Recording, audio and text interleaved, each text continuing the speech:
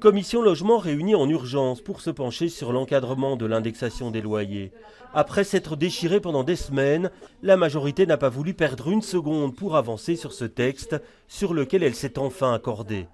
Une indexation qui ne sera entièrement autorisée que pour les logements les moins énergivores, ceux qui ont un PEB entre A et D.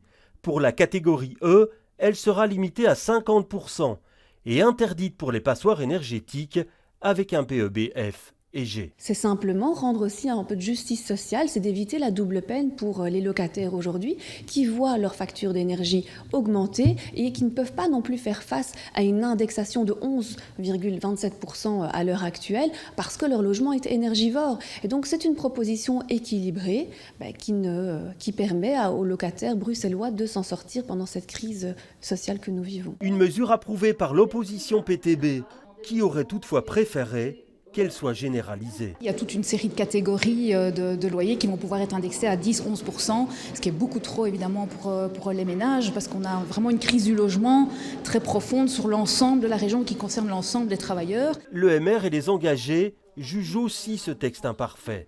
Pourquoi ne pas parler des baux commerciaux, des boulangers, des coiffeurs, notamment qui subissent la crise de plein fouet, à croire qu'on n'a pas retenu les leçons de la crise Covid.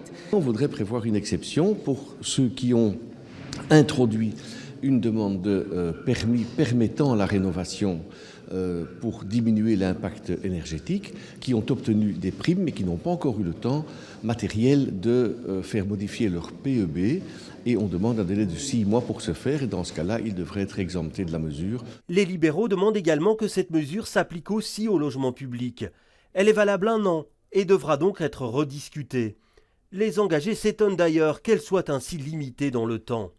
Quoi qu'il en soit, la secrétaire d'État au logement souhaite que ce texte entre en application le plus vite possible. Et c'est une